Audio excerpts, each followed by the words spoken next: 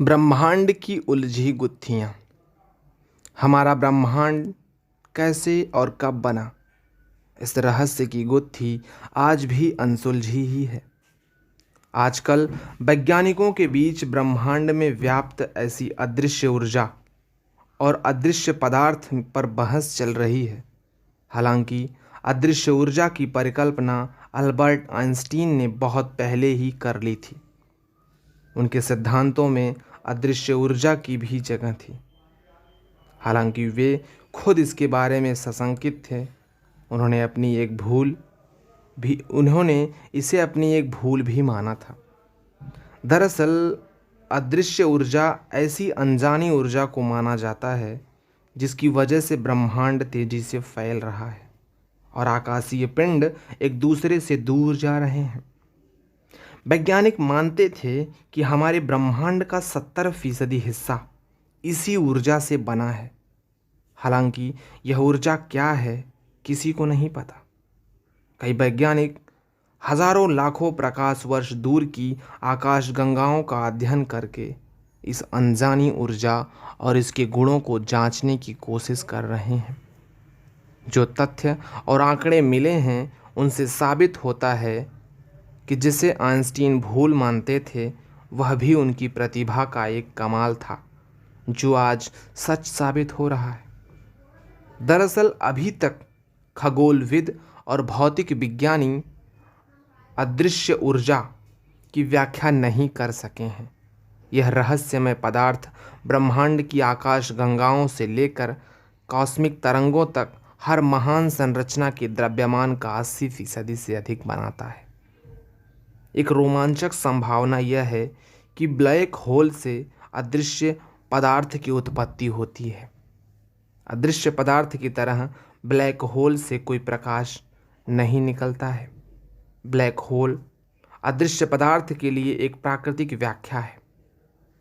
लेकिन खगोलविद लंबे समय से जानते हैं कि तारकीय द्रव्यमान वाले सामान्य ब्लैक होल ब्रह्मांड के काले पदार्थ की व्याख्या नहीं कर सकते हैं। ऐसा इसलिए क्योंकि ब्रह्मांड के इतिहास में ज्ञात अदृश्य पदार्थ के लिए पर्याप्त ब्लैक होल बनाने के लिए पर्याप्त तारे नहीं बने हैं। ब्रह्मांड में ब्लैक होल एक ऐसा रहस्यमय पिंड माना जाता है जो गुरुत्वाकर्षण को बढ़ाता है, लेकिन प्रकाश के साथ बातचीत नहीं करता। यह छोटे छोटे कणों से बना हो सकता है, पर अब एक नए सिद्धांत के अनुसार ब्लैक होल क्वांटम पैकेटों से बने हो सकते हैं, जो ऊर्जा परमाणु कणों के साथ होते हैं और जिन्हें फर्मियन के रूप में जाना जाता है। ये ब्रह्मांड के बचपन के दौरान तंग पैकेटों में एक साथ लिप्त हो गए माने जाते हैं। ब्रह्मांड में शुरुआती क्षणों ने एक सुंदर आश्चर्यजनक काया की पेशकश की। हो सकता है कि उस समय यही चल रहा था जिससे अरबों खरबों लोग अरबों खरबों छोटे ब्लैक होल बनते दिखे होंगे। ये ब्लैक होल आज तक बने रह सकते हैं और संभवतः अदृश्य पदार्थ की पहेली को सुलझा सकते हैं। अब पता चला है कि अंतरिक्ष का 95% हिस्सा अदृश्य पदार्थ और ऊर्जा से मिलकर बना है। बाकी 5% हिस्सा भौतिक पदार्थों से है। इनमें ग्रह, नक्षत्र, तारे वे सभी आते हैं जिन्हें हम देख सकते हैं। वैज्ञानिकों का मत है कि यह अदृश्य पदार्थ और ऊर्जा की वह कड़ी है जिसने इस पूरे ब्रह्मांड को एक सिलसिलेवार ढंग से बांध रखा है। अदृश्य पदार्थ ऐसे पदार्थ से मिलकर बने हैं जो प्रकाश को सोख, छोड़ और अपरिवर्तित नहीं करते। इस कारण अब तक के साधनों के बल पर इसे देख पाना संभव नहीं है। वैज्ञानिक परिकल्पना कहती है कि यह अदृश्य पदार्थ और ऊर्जा ही इस ब्रह्मांड का आधार है। इन पदार्थों की कोई विकसित समझ हमारे पास अब तक नहीं है।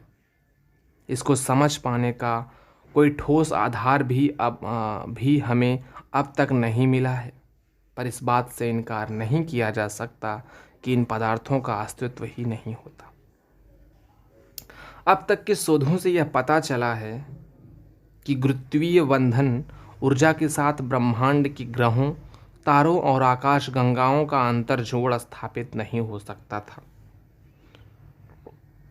कुछ और भी अज्ञात चीजें हैं जो इन्हें थाम रही हैं, वरना अब तक गुरुत्वाकर्षण कमजोर हो गया होता और सभी ग्रह नक्षत्र तारे अपने परिक्रमा पथ से भटक गए होते। पर आज भी ये सभी स्थिर हैं। ऐसा क्यों है? ऐसा तभी हो सकता है जब इस ब्रह्मांड में हमारे द्वारा निरीक्षण किए गए द्रव्यमान से 5 गुना अधिक द्रव्यमान हो। यहीं से अदृश्य पदार्थ यानी डार्क मैटर की अवधारणा सामने आई। यह डार्क मैटर ही है जो ब्रह्मांड को द्रव्यमान दे रहा है। येल विश्वविद्यालय के प्रोफेसर पीटर डोककुम ने अपनी टीम के साथ ड्रैगन फ्लाई 44 नामक आकाशगंगा का अध्ययन किया। इसमें उन्होंने पाया कि एक बड़ी आकाशगंगा होने के बावजूद ऐसा कैसे संभव हो सकता है कि इसमें कम तारे हों। कम तारों के साथ ही यह आकाशगंगा स्थिर है। ये काफ़ी चौंकाने वाला विषय था, क्योंकि तारे कम होंगे तो आकाशगंगा के भीतर गुरुत्वाकर्षण का प्रभाव कम होगा। कम गुरुत्वाकर्षण के चलते तारे आकाशगंगा के भीतर टिक नहीं सकते। ऐसे में वे पथ से भटक जाएंगे। डोककुम और उनकी टीम ने यह अनुमान लगाया, हो न हो पर कुछ ऐसा जरूर है जो इस आकाशगंगा को स्थिर रख रहा है। उनके प्रयोगों की जांच के जो नतीजे सामने आए वे चौंकाने वाले थे।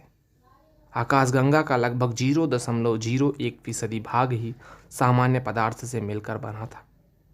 बाकी 99.9999% भाग डार्क मैटर ने घेर रखा था। खगोल शास्त्रियों का मानना है कि डार्क मैटर नॉन ब्रायोनिक पदार्थों से बने होते हैं। ब्रायोनिक पदार्थ में इलेक्ट्रॉन, प्रोटॉन, न्यूट्रॉन आते हैं। एक अर्थों में ब्रायोनिक पदार्थ वे हैं जिन्हें हम देख सकते हैं। वहीं दूसरी ओर नॉन ब्रायोनिक पदार्थ के विषय में हम कुछ भी नहीं कह सकते। इन्हीं नॉन ब्रायोनिक पदार्थों में एक पदार्थ आता है विम्प पार्टिकल, अर्थात वीकली इंटेक्टिंग मैसिव पार्टिकल। मान्यता है कि विप पार्टिकल से ही डार्क मैटर बनते हैं। कुछ वैज्ञानिकों का यह भी कहना है कि डार्क मैटर आकाशगंगाओं का ऐसा समूह है जहां पर भौतिकी के दूसरे नियम काम करते हैं। वैज्ञानिकों ने ब्रह्मांड की उत्पत्ति को लेकर कई सिद्धांत दिए हैं। इसमें से एक के अनुसार ब्रह्मांड की शुरुआत एक बहुत ही गर्म और घने वातावरण के साथ हुई। ये चरम स्थितियां कुछ भौतिक प्रक्रियाओं की अनुमति देती हैं जो आज के ब्रह्मांड में सामान्य परिस्थितियों में नहीं होती। पहला घटक एक अदृश्य क्षेत्र कहलाता है, जो एक क्वांटम यांत्रिक की अवस्था है जो पूरे स्थान को घेरता है। प्रसिद्ध हिग्स क्षेत्र जो पदार्थ को उसका द्रव्यमान देता है, इसका एक उदाहरण है। जैसे जैसे ब्रह्मांड का विस्तार होता गया और यह ठंडा पड़ता गया, इस अदृश्य क्षेत्र में एक चरण के बाद संक्रमण हुआ जो एक क्वांटम यांत्रिक अवस्था से दूसरे में परिवर्तित हो गया। यह संक्रमण पूरे ब्रह्मांड में एक बार में नहीं हुआ। इसके पीछे कुछ बिंदु थे जहां से संक्रमण शुरू हुआ और फिर फैल गया। तेजी से बदलते ब्रह्मांड में छोटे छोटे पैकेट के जकड़े हुए बड़ी संख्या में ब्लैक होल का निर्माण करते हुए परमियन की गांठें भयावह रूप से ढह गई। ये ब्लैक होल तब चरण संक्रमण के अंत तक जीवित रहे और ब्रह्मांड को डार्क मैटर के रूप में बढ़ाते रहे। यह एक क्रांतिकारी प्रस्ताव है। धन्यवाद।